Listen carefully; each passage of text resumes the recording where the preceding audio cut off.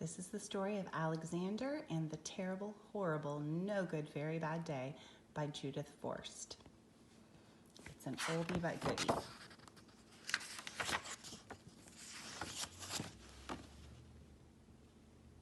I went to sleep with gum in my mouth, and now there's gum in my hair.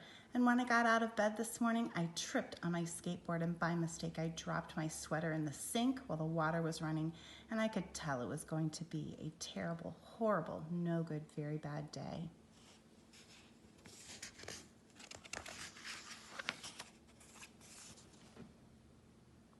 At breakfast, Anthony found a Corvette Stingray car kit in his breakfast cereal, and Nick found a junior undercover agent code ring in his breakfast cereal. But in my breakfast cereal box, all I found was breakfast cereal.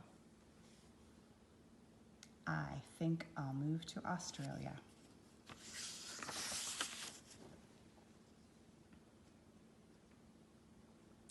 In the carpool, Mrs. Gibson let Becky have a seat by the window. Audrey and Elliot got seats by the window too. I said I was being scrunched. I said I was being smushed. I said if I don't get a seat by the window, I'm going to get car sick. No one even answered. I could tell it was going to be a terrible, horrible, no good, very bad day.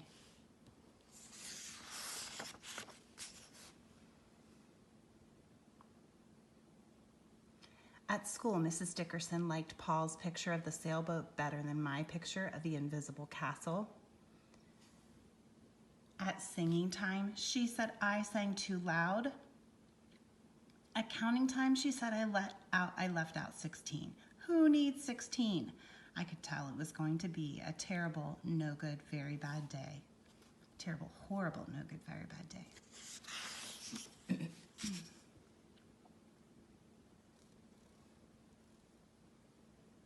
I could tell because Paul said I wasn't his best friend anymore. He said Philip Parker was his best friend, that Albert Mayo was his next best friend, and that I was only his third best friend. I hope you sit on a tack, I said to Paul.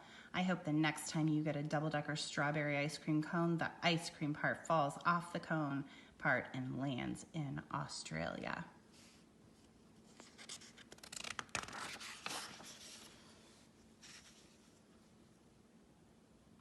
There were 2 cupcakes in Philip Parker's lunch bag, and Albert got a Hershey bar with almonds, and Paul's mother gave him a piece of jelly roll that had little coconut sprinkles on top.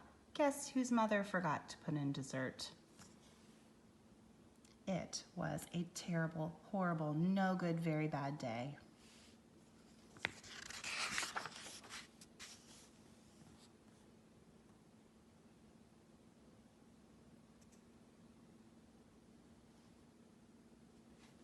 That's what it was, because after school, my mom took us all to the dentist, and Dr. Fields found a cavity just in me.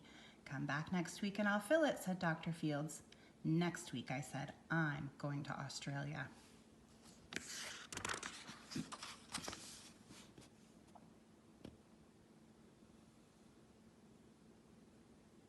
On the way downstairs, the elevator closed on my foot.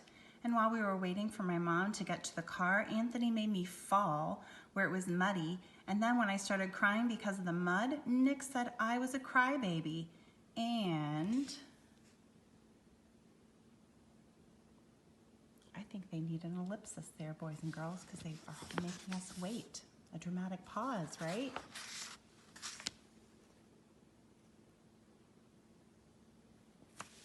And while I was punching Nick for saying crybaby, my mom came back with the car and scolded me for being muddy and for fighting.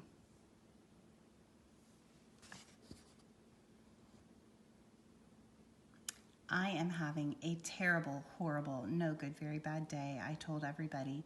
No one even answered.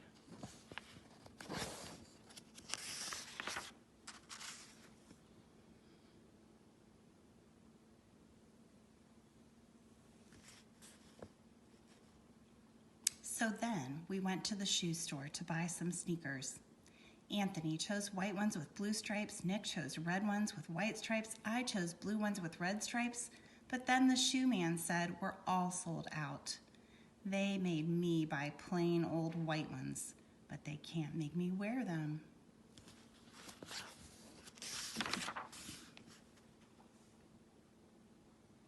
When we picked up my dad at his office, he said I couldn't play with his copying machine, but I forgot.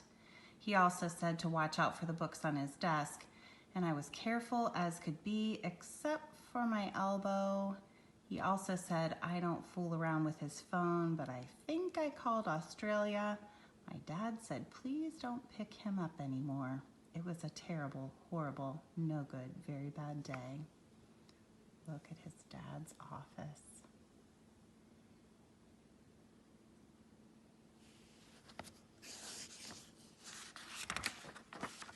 I hope if your parents are working at home, you're not making their office look like that. Looks like dinner time. There were lima beans for dinner, and I hate lima beans. There was kissing on TV, and I hate kissing.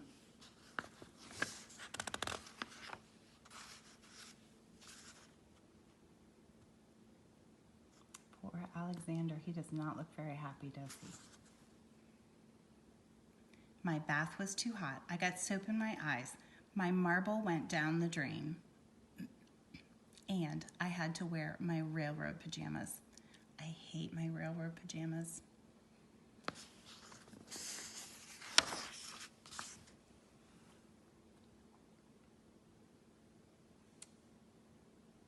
See his bedroom he shares with his brothers.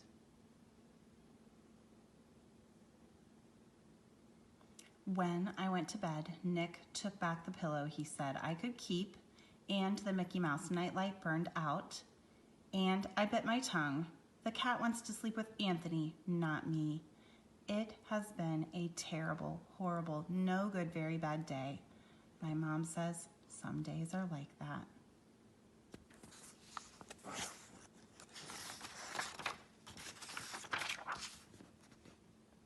Even in Australia.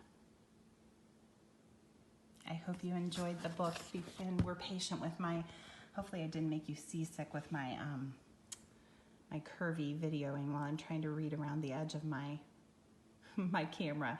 The print in this book is a little bit smaller than yesterday's, so I can't read through my camera. All right, I'll talk to you tomorrow. Love you guys. Bye.